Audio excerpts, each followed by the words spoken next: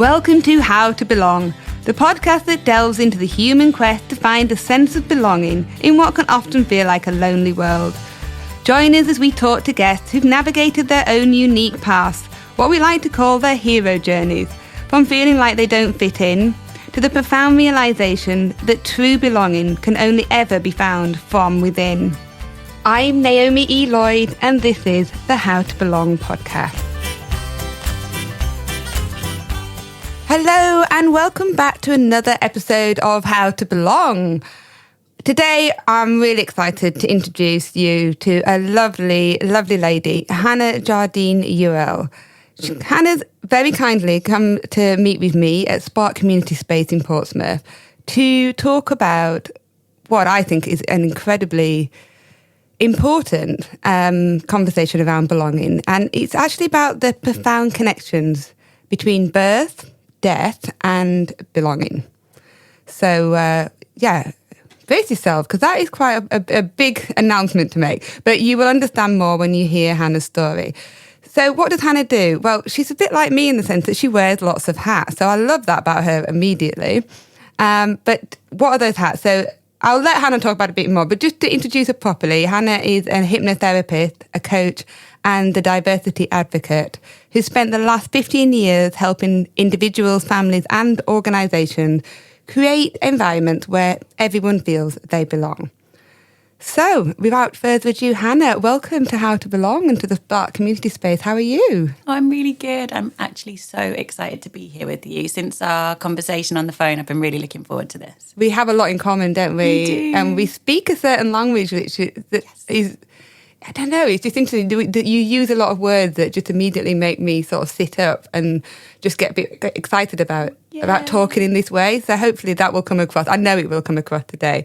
So I mentioned straight away about you wear lots of hats. Do you want to just explain to listeners what I mean by that? And because a lot of your past journey has brought you to this place. I think it'd be a really good place to start there. Yeah, and I'm really comfortable talking about this with you because I know you get it.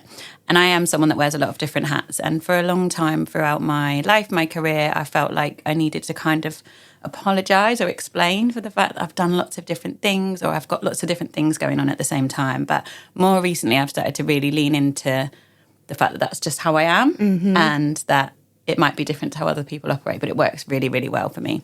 So currently, I would say I've got 3 jobs.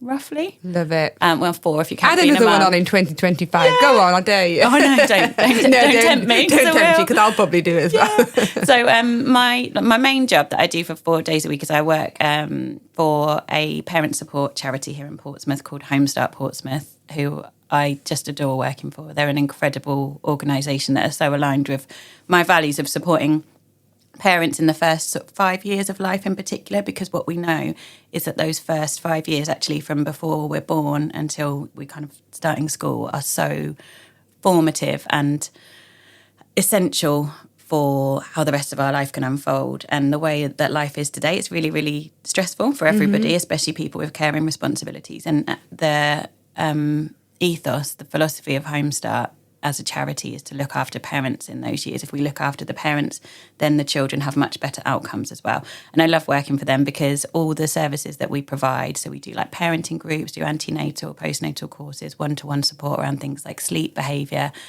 and everything that we provide is all free to parents. So, and I love being able to offer something that's open to everyone.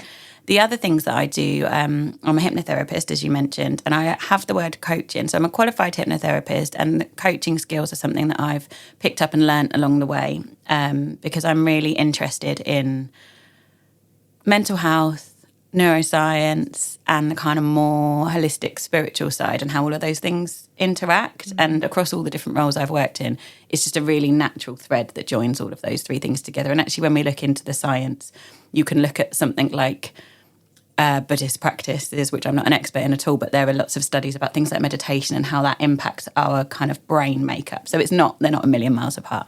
I love working in that space. And then the other job that I do is I work with an international education organisation, which sounds a bit kind of random compared to the other stuff, but I used to teach English as a foreign language. It was one of my first jobs when I came out of uni. And I used to be in these rooms with people from all different countries. I taught adults, and there would be people from like the Middle East, people from like Scandinavia, China, Thailand, everywhere, and they might have never met someone from the country that their classmates were from. And I used to teach them English, but also lots of other skills as well. And I really enjoyed creating spaces where people could connect with each other when they maybe didn't have any language in common, because I teach complete beginners who spoke no English at all.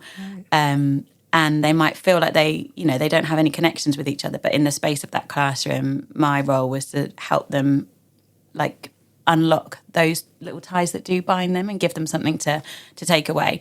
So I've stayed working a little bit in that industry, kind of on and off, either in full-time or part-time employment. And what I do currently now is I work with an organisation called International House, who have language schools all over the world, and I support them with their diversity and inclusive practice, which is amazing. And it means I get to connect with people from lots of different countries, which is really important to me.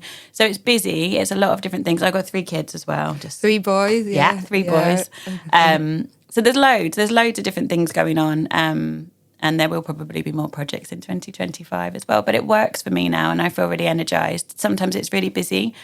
But when things are working well, I feel like I talk to you a lot about energetic exchange. Yes. So it's not just about, like, I think with work, it's not just about the money that we earn from it. It's about the energy that we spend in it and the energy that we get back. And when things are kind of working in balance, which they are most of the time for me, the energy that I get and the different energy from all those different ways of working is really nourishing and exciting and satisfying for me. Well, can I just say personally, thank you for saying that, because I've talked about this on the podcast before. From my point of view, I really relate to that apologising for the fact that I do lots of different things. Yes. Or it's just crazy. Why would you apologise for that? But the way you explain it about energetic exchange and how we need that in our life, it makes some sense to me. And you also said something to me once about, the cost of earning a wage, isn't there? But there's an energetic cost to it as well. Yes, I think a lot about the energetic cost of things. And I think I've always thought about it, but I didn't necessarily have the language for it. When we're doing something that is costing us more energetically than it can pay back in any other way, and that's really personal because everybody's different and the energy that we've got to expend varies depending on what's going on in our lives. But actually, I now have like quite a tangible sense of when that point is. And now I know when I hit that something needs to adjust and I need to either expend a little bit less energy or, work out a way to replenish myself in other areas. Yeah. I mean, as soon as we sat down together this morning, I could feel my energy raising. I really could. And that's whenever I've thought, gosh, why have I started this podcast? It's so much work. It's, it is great. It is taking a lot of energy, but it's definitely giving more back. And it's meeting people like you and hopefully, I really hope it's helping other people that do listen, and that is the why for doing it. And it's important that you have a why when you're doing these things. Okay, so I'm really keen to move on to your personal journey, which sounds a bit dramatic, because I'm just going to delve into that. But it's a very powerful story. I know you've told me that you lost 3 people very important to you in close proximity, so that has created a whole journey for you. Could you walk us through what happened there? Yeah, absolutely. I am a bit unusual in the fact that I quite like talking about death. And I realise I'm really called to like birth and death, and I'll talk to you a little bit later about how I have a theory of them as kind of like bookends, and there's a lot of parallels and mirroring between the two. But I was kind of thrown into both of those things. Because, like you said, over the course of 3 years, in like January, February of each of those years, I lost my sister, my half-sister, then my grandma, and then my dad. And I'll talk a little bit more about those as well. And then in the middle of that, I had my first child. So I just had this... I've always been someone that thinks quite a lot. I was always really interested in death as a child. I was obsessed with people that died young and, like celebrities or people from history. I was always really interested in that. I think lots of kids go through that kind of morbid fascination. Yeah. It's part of our understanding of the world. But I was never really daunted by it. So I've always thought about it, but obviously going through that experience was huge to me, and it's really made me who I am. So without going into like loads and loads of detail, I've got like I would say like a leggy family. Okay. So I grew up with just my mum here in Portsmouth, but I've got 6 half-siblings and 3 step-siblings. So I was an only child in my home, but then I'd go to my dad's and I would be like the youngest of like this big like rabble of kids, and I spent a lot of time there. And my dad's from Grenada, so my dad's black, and my mum's from Cornwall, from the southwest of England, so she's very fair.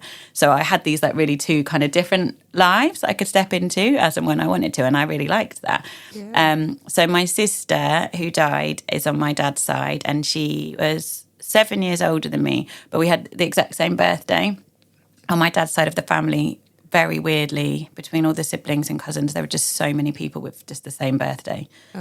So me and my sister have the same birthday, and 2 of my other sisters have the same birthday. That's years apart. Like, I just thought that was normal, but I realised that's not actually how it happens. I wonder what the statistics are about that. I'm really interested in that, actually. So I've always felt this really special connection to my sister, even though we didn't grow up with her. People always said we're like really similar. You know, we would joke that we were twins, and we look quite alike as well. And she was just, I don't really know how to explain her and do justice to the person that she was, but she lived an incredible life. She died at 35 of breast cancer, but... Oh, I'm so sorry. It sucks. I really wish she didn't die, but her death was one of the most memorable. Her death and my 3rd child's birth were the most memorable and incredible, life-changing experiences for me, on an equal par.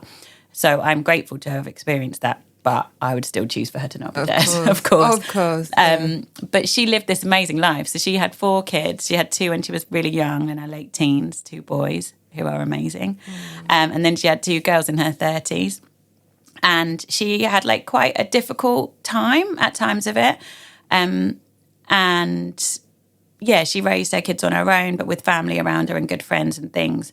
And yeah, she did struggle, but she wasn't, and she was a fighter. She was a very tough person, but she was also incredibly deep. So obviously she had kids in her teens, so her, you know, she didn't go to uni or any of those things, but she's probably one of the most intelligent people. Her and my dad are 2 of the most well-read, open-minded, deep-thinking people that I've ever known in my life. And you might, you know, she lived on like in like a little flat in like the Midlands. You wouldn't necessarily think. And when we went through her flat after she died, the books that we took off the shelf were like books about like ancient Egypt, civilizations in South America. There was like Quran, Bible, books about shamanism, like the broadest selection. And she was such a deep thinker. I think she just was kind of done here. I think she'd figured out everything that needed to be figured out. Like, it's horrible when someone dies an untimely death. It's awful. And my sister had kids and her daughters were young. I didn't have children when she died, so I viewed it from a different angle now as a mother. But she just played it out so peacefully. She was so... she didn't want to die, but she was also extremely accepting and wise. I just... You know, you go through an experience at the time. I went through that, you know, with the eyes of like my early 20s. But now I look back, it's even bigger. And that's amazing, isn't it? It keeps giving. I can keep looking back and getting stuff from that. It keeps you connected to her in a way. Absolutely, absolutely. I feel like now when you're talking about her, it's I've never met this amazing person, but it really feels like that energy is there. She's got such a strong energy. And I mean, I could talk about her for hours, but the thing here really... She's so much more than her death, but her death was so special that I would talk about it to people because it's a bit like birth. We hear lots of horror stories and we're really frightened about it.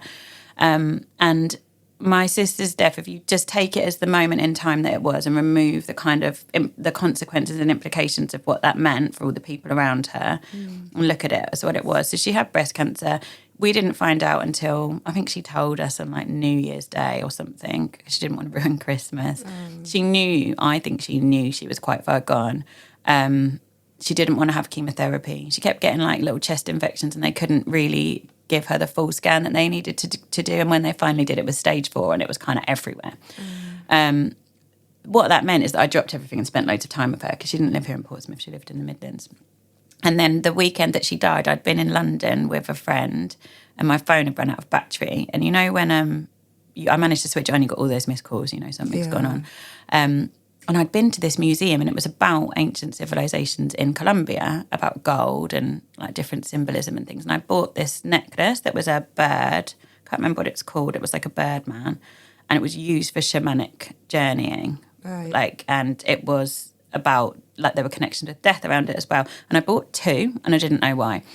And then I got home and realised I had all these missed calls, phoned my sisters. They were like, it's going to be this weekend. You need to come up. We had a flat tyre. I remember my boyfriend, like a superhero, changing this tyre in the dark. And we just drove up there and I was just like, right, I've just got to get there. I've got to get there. And by the time I got there, she couldn't really speak anymore. She just had like a mask, with like the pain relief and oxygen and stuff. But the last thing she said was, the universe is perfect and everything is as it should be. They were literally her last words. Ooh. And then she didn't, that wasn't as she died. That was just when she could still talk. And then after that, she couldn't really speak, but she could communicate, and she was mobile. She would not use the bedpan. And I just stayed with her the whole night. Me and my dad slept in the chair. I slept in the bed with my sister. And then the next day, the time's a bit of a weird kind of memory, but it was within kind of 24 to 48 hours. Everybody came, all my cousins came, like all my black family who are very kind of iconic to look at, and there were just loads of us. And every time someone came in, they'd be like, oh, you're in this room with these people. And in the end, the room was full. She waited for everyone to be there.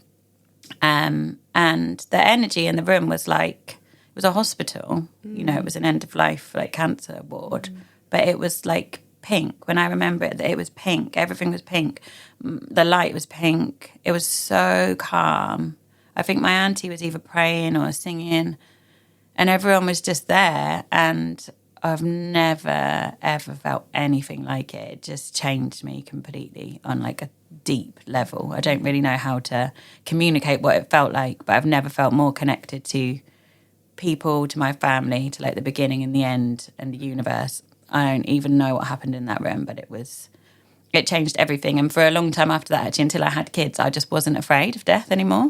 I was like, oh, it's not scary. Obviously, there's, potential pain and things before it, but the passing itself, it just took all fear out of that for me. And then I had kids, and then it changes it all over again. It changes it again. But that was unbelievable. Wow. Unbelievable. Yeah. You just described that in the most beautiful way. Both the passing of your beautiful sister, the words. I mean, when you said that, my whole body just gives me goosebumps still. Yeah, all over when you said it. And I can see you getting emotional, and I completely understand that. And I just want to say thank you for sharing it, because grief and death, and you're right, we don't talk about it enough. And few people talk about it in the way that you are.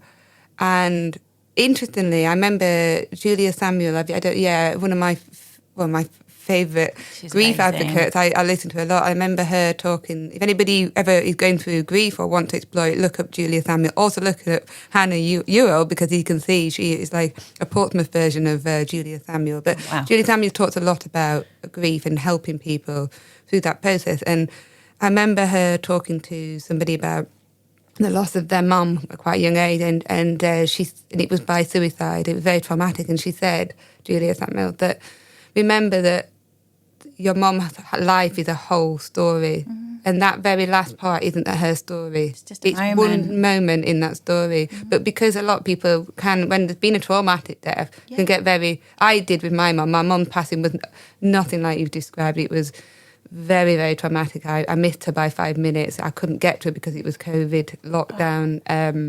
And then weirdly, as soon as she died, we were all let in the room. I was furious, and so there's a lot of anger that came. Something stuck there. Something stuck. Oh, well, I think I might have to book him with you. You can probably see. Yeah, you can. Yeah, there's something, and it's the tension and the fear, and the fact that I didn't at all get that moment. Not that I'm supposed to be privileged to get this moment. I don't mean that, but it just felt very wrong. Yeah. That was how it ended between us. It didn't feel fair. So but talking about your experience, I think that's a really amazing experience to share with people. So thank you. But you also had to go through an awful lot more after that, didn't you? Yeah. So your lovely dad, which you've talked about. Oh, I love my dad. He sounds amazing. Are you happy to talk about it? Yeah, I'm more than happy to talk about it, and I am. I feel like lucky that that I had those experiences and that I'm able to talk about them in like quite a measured way. I feel strong emotion about it, but lots of it's really positive because of how it unfolded, really. So the following year in January, so my grandma had a stroke many years before. I think, I don't know how old I was, But probably maybe 5 or 6 years before my sister died, my grandma, who I'm really close with, magical lady from like a tiny village in like deep south of Cornwall, very special lady, very like, you know, just a little bit magic and just lovely. Mum of 5, like grandmother of like 9, and then great grandmother to even more. Just a really great person, like really affinity with animals. And our family arranged for her to have care in her home. So she had a room downstairs so she could see the garden and the birds, and she had lovely carers that would visit her. But she had a stroke that left her kind of physically quite incapacitated, but probably mentally pretty aware, which I think is really difficult, and it was a long time. Yeah. And it was horrible. It was really, really hard to see. But she had the best quality of life that she could have, and she did not want to be in hospital. And she still, on her birthday, the year she died, and the Christmas before she died, she got more cards than I've ever received in my entire life, because she meant that much to so many people. And she was of a generation, you know, she didn't go to work, she raised her kids, but everybody she'd connected with, so these weren't like work friends or colleagues or people she'd met on, like, you know, big group holidays. She was just a really normal person, but she affected so many people. So she was in lots of people's minds. Anyway, she'd been, I again, the time frame is not clear to me, but she'd been kind of in bed and unable to live her usual life for many years, 8 or 9 years maybe. I have to check with my mum. My facts are like not completely straight, but a long time. And so having lost my sister the year before, when my grandma died, when we knew she was going to die, because again I was with her when she died, we felt really timely and really beautiful, and I thought like that she is just ready, and I was really happy for her, because I wouldn't wish that experience on anyone. I'm really mindful of saying, oh, everything happens for a reason, because I think that can be quite hurtful when you've had really horrible things happen to you, and it has to be looked at it from an individual point of view, doesn't it? Yeah, absolutely. And it's I don't think it's for me to say that, and I don't think life's that kind of simple. But we are given experiences that we have the capacity to handle. Yeah. And for whatever reason, that was what she went through, and I'll never know what mental journey she went through, what spiritual journey she went through in that time when she couldn't use her words to communicate.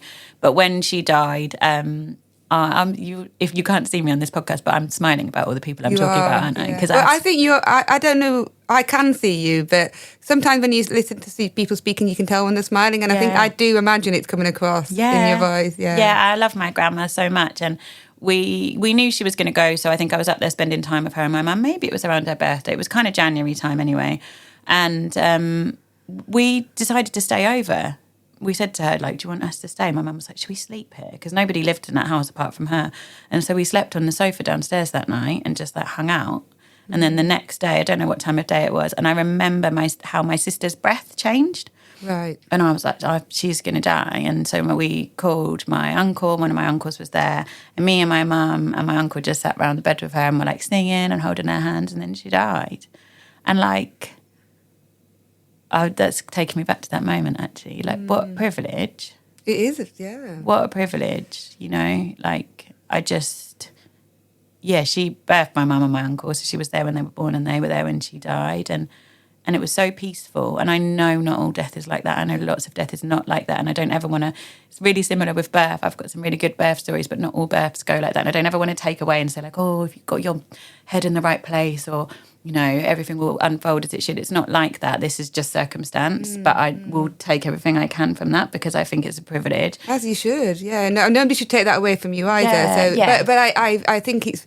what you're saying is very carefully said, and rightly so, because you have to be careful with other people's stories and not your stories, and you know, and actually, like I mentioned before, you know, I experienced all the extremes of emotion, but probably more on the negative side. Like, you know, if you'd have said something perhaps a few years ago, I might have been a bit jealous listening to that, which sounds absolutely ridiculous. No, it doesn't. That's absolutely... But that's why we're trying to be very open and honest about it. But you're sharing it in a way, I think, that illuminates that experience that we don't always talk about as well, which is really positive. Yeah, exactly. And you keep saying how connected you felt. And so connected.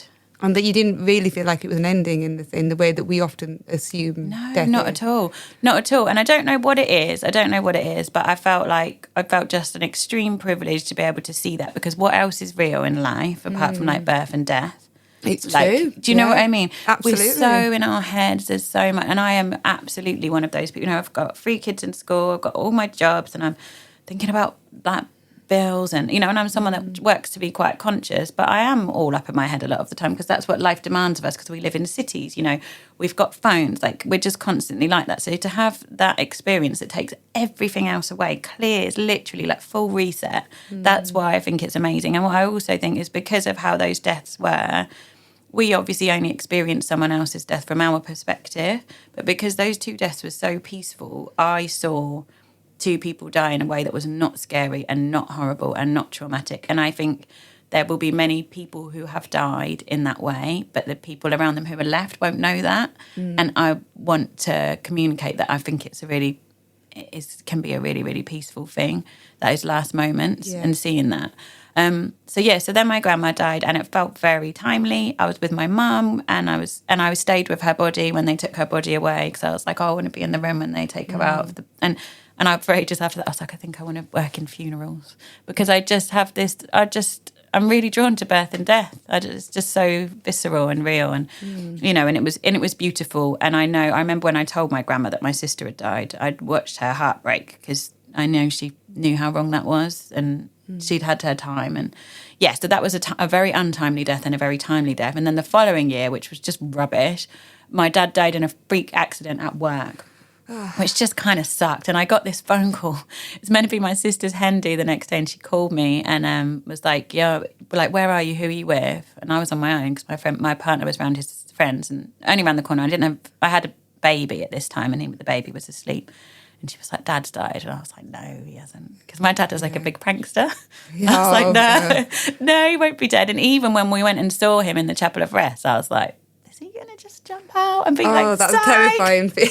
But he is the sort of man that would do that. And he is the sort of man that could get all the hospital staff on side playing along, like, you know, he was such a cheeky spirit, as like, you know, anyone that knew him will know that about him. He was very, very fun, very smart, very caring, very generous, very cheeky. I used to ring him as a kid, and because obviously I didn't live with him, and I'd ring up and be like, "Oh, hello," and then he would like say, "Hello, Battersea Dog's home," and I'd be like, "Oh, I want to speak to my dad," and then he would just play along, and I'd end up hanging up, and then he'd call me back and be like, "It's me." He was just a real joker. So the thought of he just doesn't match being dead, and it was a very, very different experience. But the 2 years prior to that had prepared me with the strength that I needed, really, I think, to get through it. But it was awful. It was an accident that shouldn't have happened at work. There was a court case. So it was really, really drawn out. And he met my eldest child. He came down on my birthday, actually, the year before he died. And he's a big presence, and he's the kind of guy that would text you and be like, "Oh, I'm on my way down," and you'd be like, "Oh God, oh no, I'm not prepared myself." Yeah. He was just a lot. He came down once on New Year's Day when I was like hungover, and there were people like asleep in my flat. Like he just was spontaneous, and it used to kind of wind me up a little bit. But he'd always be so nice to spend time with him. And I remember him coming down. I just had a baby, and it was my birthday, and I was like, "Oh, I don't know if I'm ready to like entertain." But I've got pictures of me looking so tired, you know, having given birth like 10 days before. And he'd come down to spend my birthday with me. And I'm so glad that I was like, yeah, let's make it work. Because that was one of the last kind of like, I saw him after that. But that's a really like core memory. And I've got pictures of him holding my eldest. Yeah. So that was a really different experience. But I was able to handle it because of the strength of my family around me and the things that I'd been through before. But my dad broke when my sister died, because you shouldn't have to see your kids die. And the light didn't ever fully come back on after that. And he's such a light. He's such a vibrant person. Like, I've got a slice of his energy, but he was another level. He was just, magic. He came over from the Caribbean at like 15, and just really, really special person, really great. And my relationship with all of those people now, and I think this is something I said to you, is that when somebody dies, our relationship with them doesn't end. It continues, because they might be static in time, but we will continue to grow and evolve. And I think the main feeling I feel around the loss of those people, less so my grandma, because she was old and she would have died by now probably anyway, but still I would like her wisdom on things, is that as you grow up, you have questions that you didn't have when they were here. And I think, how would you have handled this situation? Or actually, I didn't have the depth to know to ask you this, but now if you were here. And so I do still try and like communicate with people, not in like the tradition, not like in like a seance, although, you know, never say never, but I might go and sit in my garden and look up at the sky and think about what they might say to me, or I might write a letter, or just keep people in my mind. And sometimes, you know, they might come in a dream, or you might just feel a presence, or I can just hear their voice really loudly of like, oh, I know exactly what they would say about this. So the relationship doesn't end, in my experience. It doesn't have to end. I agree with you about that. I mean, my mum's come to me in dreams before, less so recently. Sometimes I'll say, "Where are you?" You know. But I just love this conversation so much, and I really think you'll be helping a lot of people.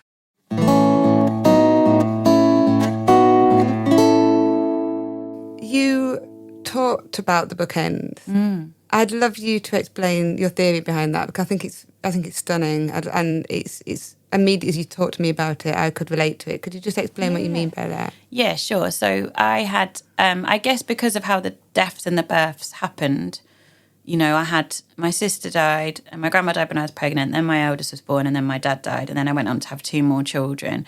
And I just I kept being pulled back to the parallels between those 2 situations. Obviously, one is much more celebratory than the other. You know, we celebrate babies being born, and it's like a joyful time, and death is a time of sadness. But there is still a celebration in there, and there is still a remembering, and both ends are about the life in the middle, right? We're excited about the birth because who is this person going to be? And we celebrate the life when somebody dies because of who this person has been. So there's that parallel. But it for me, it's the sense of it. So I have, obviously I've lost those 3 people, but a really close friend of mine, her husband died a few years ago, very tragically, 2 young children. It's very, very sad, and it's her story, not my story. But I will say today is the anniversary of his death, which is by kind of coincidence. But he was an amazing man, and they were a real soulmate couple. They got married in the summer, and he died in the winter. And I'm so grateful that we got to share that moment with him. But that was just very, very untimely death. And I have people around me who've lost people, and I think losing a partner is different to anything else. And I can't ever, because your relationship with your partner is so unique. You know, people understand what it's like to lose a parent. You might have a sibling, or you know, your parent might have a sibling. You can share that loss in a different way, I think. Yeah. But when it's your partner, they know you in a way that no one else can, and then you're not reflected back like that anymore. You know, we are who we are because of how people see us. Yeah. And when you lose someone that close, so I don't think anything ever stands up to that. Well, much love to your friend today. She's an incredible person. Yeah, she's amazing, and her children. Yeah, so much love for her. So she's taught me a lot. And when I've spoken to her and other people about loss, there are things that come up around death that reminded me of the birth.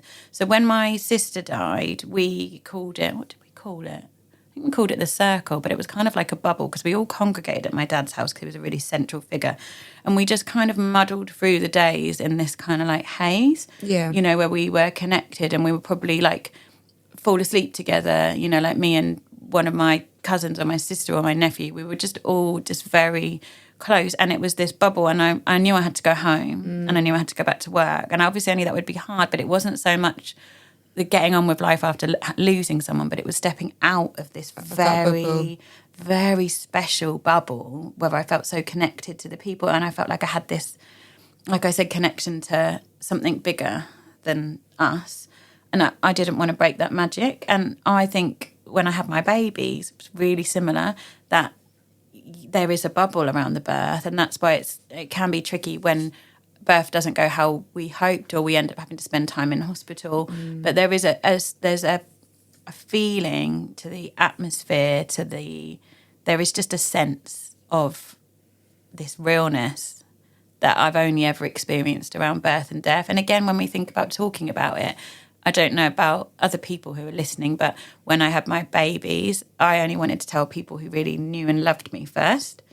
Absolutely. I didn't want it on Facebook yet, because I didn't want to just put it out in the world, because when you put it out in the world, it becomes normal and mundane and everyday, but it's not. It's the most magical, incredible, important thing. And I think it's the same when somebody's died. I didn't want everybody to know that my sister had died straight away, because I don't want that to just be words in your mouth or thoughts in your head or conversations between you and someone else, because it's so important and so special, and so it's mine, and it's ours. And I think that feeling is really, really parallel as well. You don't want people to come in and cheapen it. No. Do you know what I mean? I do. I mean, it just making me think about how awful it must be for people who loses somebody who's high profile, like Liam Payne, who passed away recently, and everybody was just swarming over it. And I think it was his ex-partner Cheryl who sort of said there's a little boy involved here, and it makes you realise when you talk about it that way, actually, it's real people and real experiences that. They didn't want out there. They had to deal with it. Yeah, absolutely. You keep talking about the birth, and we're not. I'm not skipping over that at all, because I know there's a real story there.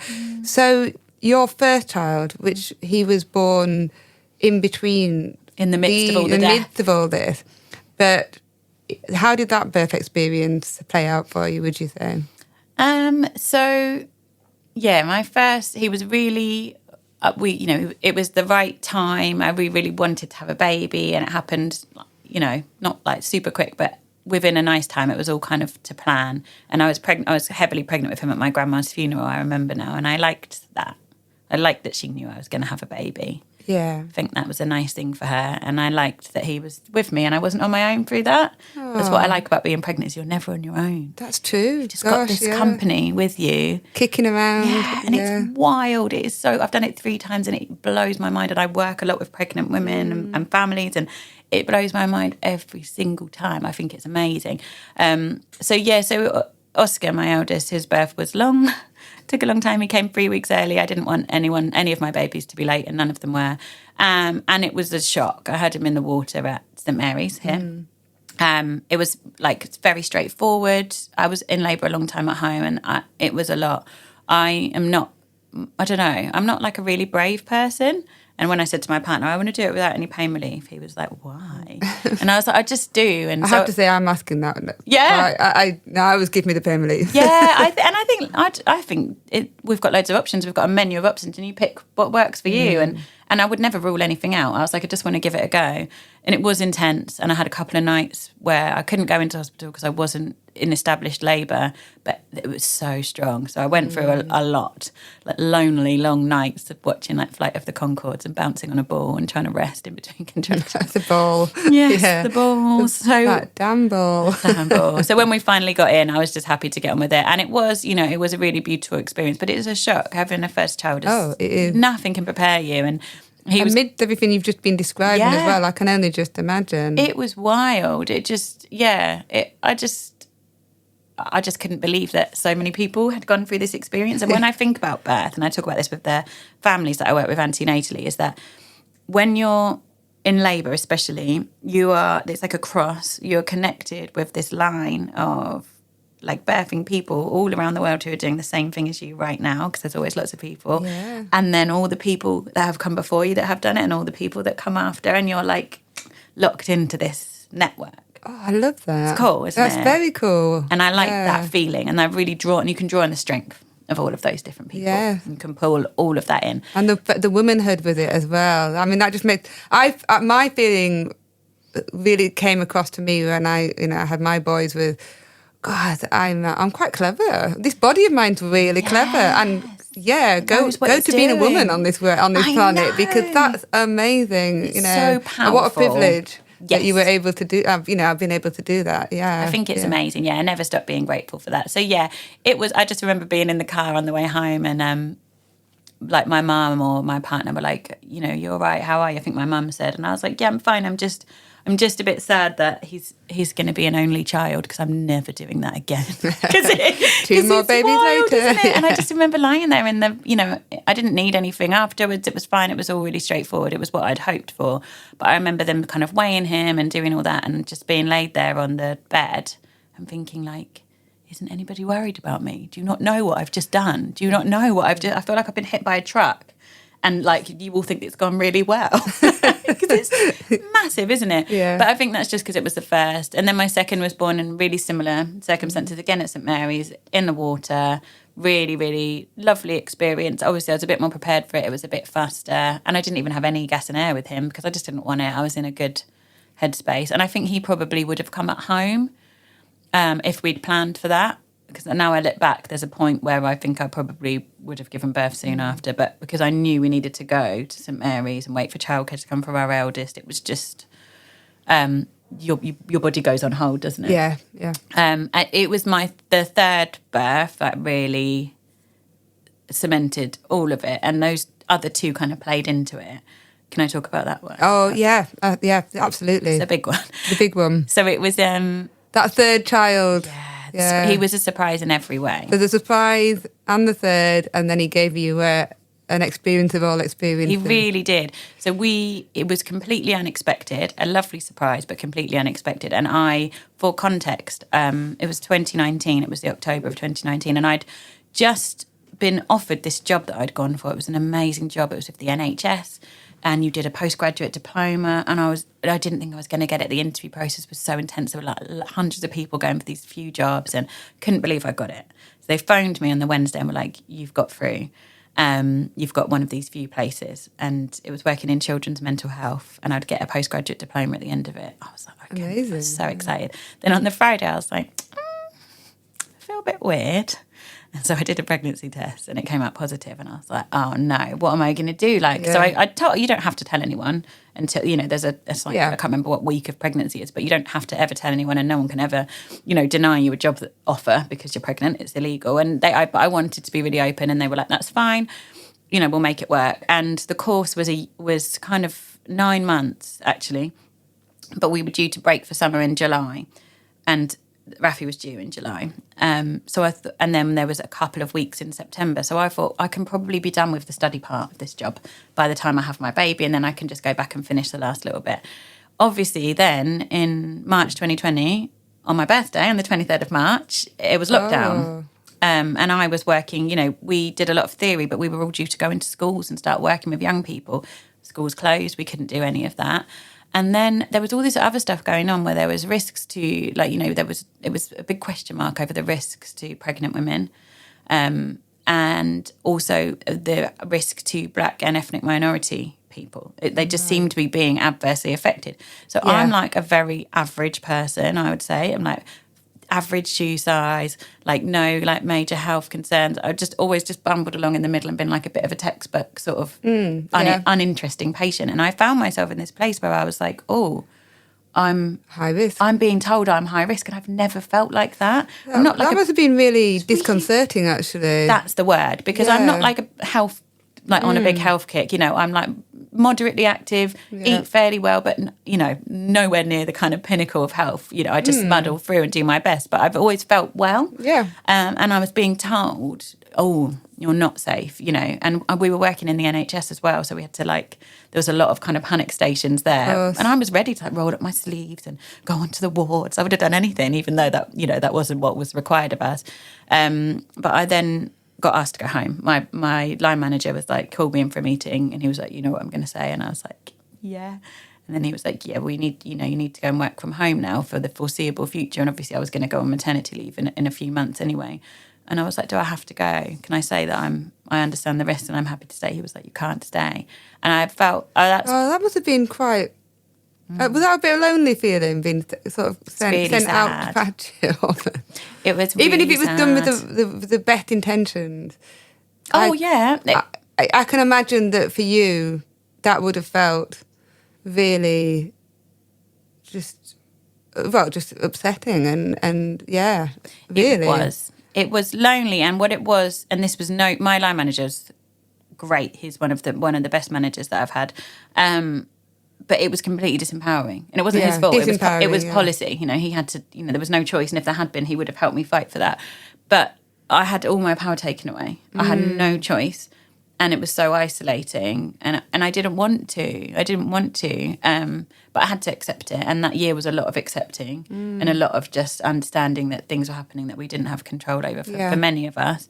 And so, I took it, and that was fine. And I went home. And then that summer was just crazy, wasn't it? Because there was Black Lives Matter going on. Yeah, of course. Which had a whole impact on me. That was, which, I mean, I'll talk about that in a minute. I'll get to Rafi's birth because that's what I'm supposed to talk about. But it ended up being actually a really beautiful summer. It was hot. It was so sunny. And my partner was home a lot of the time. He did still have to go into work, but we had the 2 boys and I was pregnant. And it was actually quite a blissful time, really. And I ended up being really grateful for our time together. And then I'll skip to Rafi's birth because that's the juicy bit.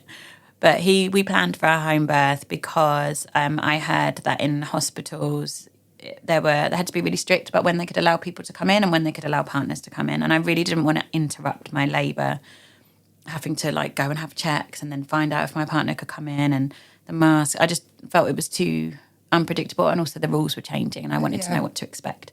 So I said, if we have a home birth, we've got a bit of control over the environment. So we had a birth pool ready. And we were planning for the midwife to come round, and it was all good. My other 2 came, 1 week early, 3 weeks early, so I knew from kind of 37 weeks could be any time. I went to see my midwife in the morning, and I was going to walk, but my partner was obviously home with the kids, and he was like, I was pacing a little bit, and he was like, do you want me to give you a lift? I was like, yeah, all right then. So they gave me a lift to my midwife appointment, routine, but I think it was 38 weeks. And they went to the park, in the cemetery, because there's lots of squirrels, and they fed the squirrels. And whenever we talk about the day Rafi was born, they're like, the day that a squirrel bit me on the finger, because that's what they remember. That's just as significant as their brother being born in the spare bedroom. And I came home, and I was like, I'm going to go and have a little rest. And I think my partner put what was then my youngest, my middle child, Huey, to bed for his nap because he was 2 and he still napped.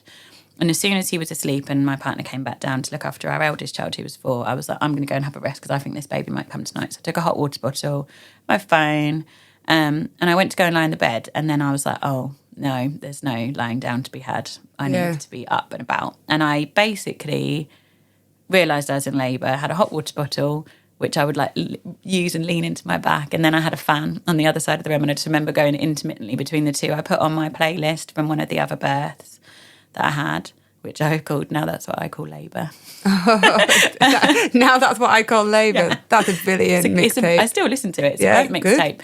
So I had that on, and then I texted my partner. I was like, can you bring me a drink? And he came up and gave me some coconut water. And I was like, you need to take this birth pool out of this box where it is in this room, and you need to go and inflate it now. And he was like, oh, okay.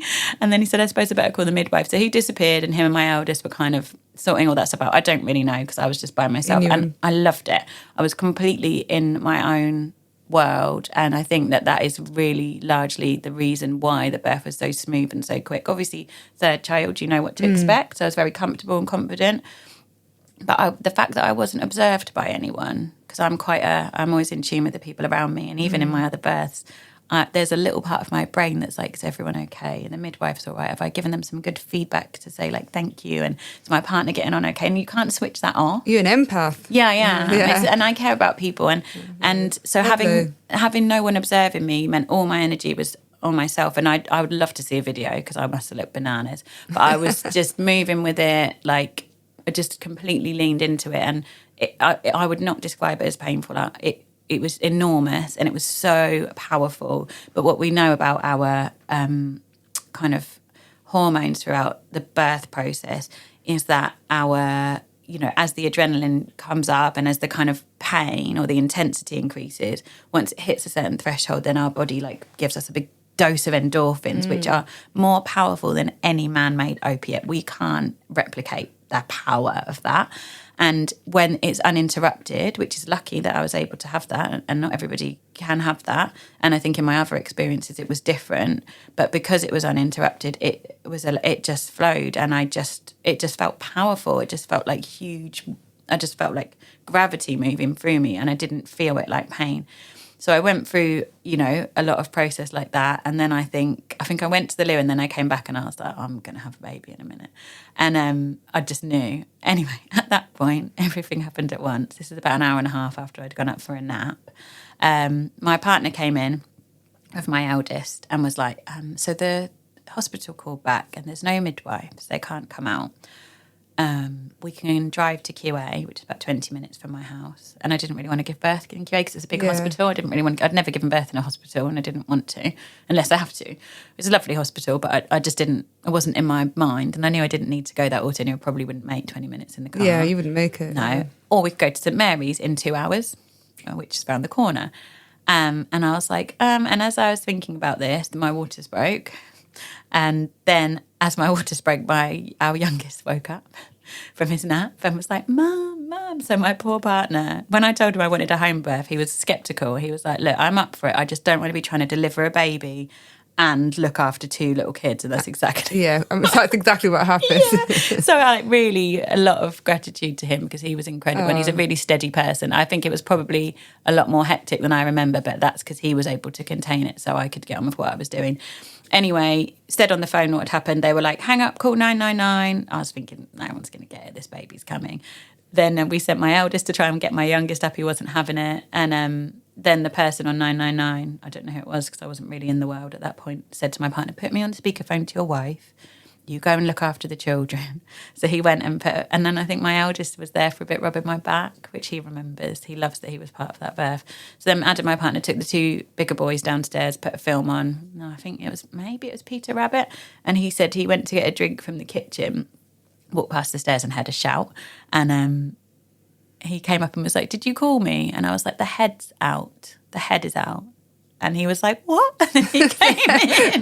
What a thing to say to somebody, the head is out. I mean, it's not something you say every day, is it? And I just remember saying it in such a steady way because everything just made sense and I wasn't in the slightest bit worried. And, a lot of that's experience and knowing, I'd just been to the midwife, so I knew everything was well and I didn't have anything to worry about.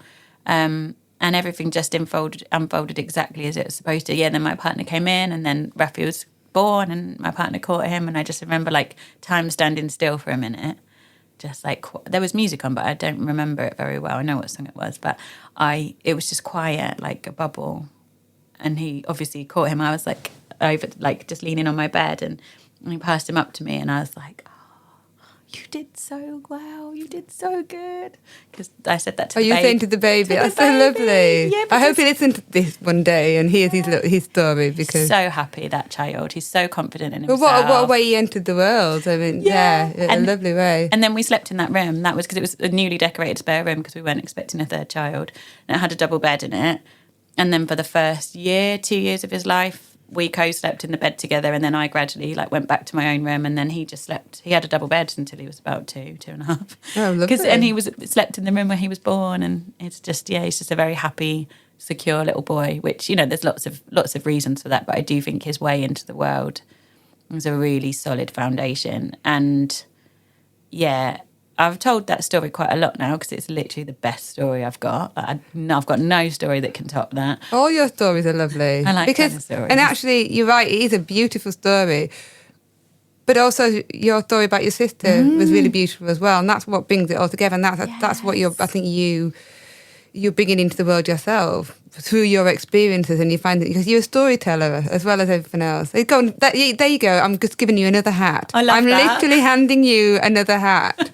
Feel like handing one to me if you feel like it. Yeah. Got my storyteller hat. Actually, don't give me another hat right now. It's Christmas and it's just getting a bit too much. I'm conscious of time, but I do want to, before we end this amazing conversation, could you just, you mentioned you took your experience with when you lost your father. And you've described how he was this incredibly magical creature, or not creature, but sorry, I don't know, he's a personality, but almost. I think I've gone into fantasy world because I'm talking to you. Yeah. I'm with you. And we have that whole 100%. Symmetry in the way that we speak about things. But he, was somebody that you never lived with, but you spent a lot of your time in your childhood. But so, I know you're very interested in helping people understand inclusion and particularly related to diversity. You going back to Well, are you going to Grenada soon? I'm going to, Grenada in April next year. And it will be, we're actually flying 2 days after my dad's birthday. His birthday's the 4th of the 4th, 55, which I think is a really magical date.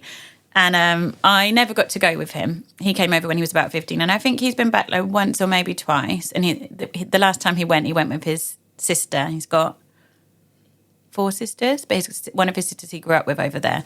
And they went back together and they had like a really fun time. And they went to like the carnival there. And yeah, they had a really, really lovely like, homecoming sort of time. But I never got to go with him. And I always really wanted to. And especially after my sister died, we were like, we've got to go. But there's just so many of us and it's so difficult to organise. And me and my other sister were going to go recently and it was just so hard to line it all up. And then I was in Cornwall and really near to where my mum was born because we go there every year. And I got a text from my auntie, from my dad's sister who's closest in age. And she was like, I've got dates for Grenada. We're all going. And I had like just enough money left in my account, which was actually money that came from his settlement. Oh, so it was a gift. It was a gift. A gift, yeah. Just a perfect timing. Yeah. I had exactly the right amount for the flight. And I was like in the home of my mum almost, booking a holiday to go to where my dad's from. And it just felt so right. There was no question. And I'm going just me. Obviously, I've got lots of family going, but I can't afford to take my kids and my partner. I just would never go if I waited for that. And the idea to go with my auntie who grew up there with my dad is like just incredible. And because of the people that have died, it's much easier for me to see when experiences have to be taken. Yeah, that's a nice way of saying it. Well, because you don't know what's going to happen and you can't live your life thinking, I've got to do that in case someone dies, because it's like a state of fear.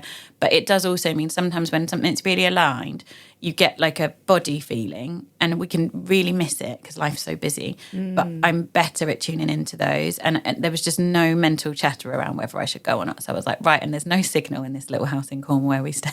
So I'm like in the window trying to book it. And then I did it. And then all my cousins are coming up in the WhatsApp and my sister and everybody's going. So we're going en masse, like big family, all of us, probably lots of the people that were there when my sister died actually. And we're going over to Grenada in April next year in the Easter holidays. And every time I can't believe I'm going. I'm so excited. I'm so happy for you. You're just lighting up with the thought of it, and it'll be really joyous. And I agree with you. I think leaning into your intuition is really, really important. But at the same time, not living your life in constant fear. Yeah. The two things are important to put together, I think, because I think I can spend a lot of time being over impulsive in fear of missing out, of not doing something or upsetting that person or that thing. And so there's a part where you have to lean into yourself rather than fear. So that's brilliant. And all of those things. Oh, you've just made me think about so many things. Thank you so much for sharing. I hope I haven't made you feel too exhausted and drained you of energy. But not at all. No, it's really energizing. I feel like because I'm saying that because I feel full of energy, and I just wonder I haven't taken it all from you by sitting here today. No, I think it's like it's mutual, and it's so easy for me to talk about these things with you because of the connection that we had. And I know when we spoke on the phone a little while back, we could have gone on for hours, couldn't we? We were like, right, we'll try and save it for the podcast. And I had a really hard day at work, and I felt really drained and. It was I just thought, this is wonderful. I get to meet people like you, and I wouldn't have met you otherwise. So I know, that's it's amazing. Fantastic. I said I would just say this because I said to my partner before he left for work, I was like, I'm going to record a podcast today. And I have like one day, so I work 4 days for the charity. I do a certain amount of hours freelance for the International Schools Organisation. And then Fridays is my day to do anything for my own business, for my hypnotherapy, for my website, all of that kind of stuff. And I used to be like, right, I've got to book 5 clients in and everything's got to pay me money. And now I just do different things on each Friday. And I was like, I'm doing this podcast. I was like, I can't really tell you exactly why I'm doing it. It's not for any particular reason. I just know I need to do it. And I'm really, really excited about it. And there is no expectation, no need. It's just exactly what it's supposed to be. And I think our paths crossed at exactly the right time. So thank you for having me. That's so true. And well, actually, who knows what might come out of it? Somebody may listen to this and reach out to you, and then you and that person share something as well. And I often think that's the way of thinking. You just the best things come like that. I think they do. Just follow that connection. But if you put yourself out there and open yourself up to these experiences, which is what we're doing today. So I will put the link to your website and your Instagram handle in the show notes so people can find you. I'm sure people will want to know where you are and hear more about your stories. But thank you. And I really, really hope that has helped people listening today. I just made you perhaps think differently about things like birth and death, and certainly how it makes us feel a belonging within ourselves and to the people around us. So thank you, Hannah, once again. And until next time, thank you very much. Thank you.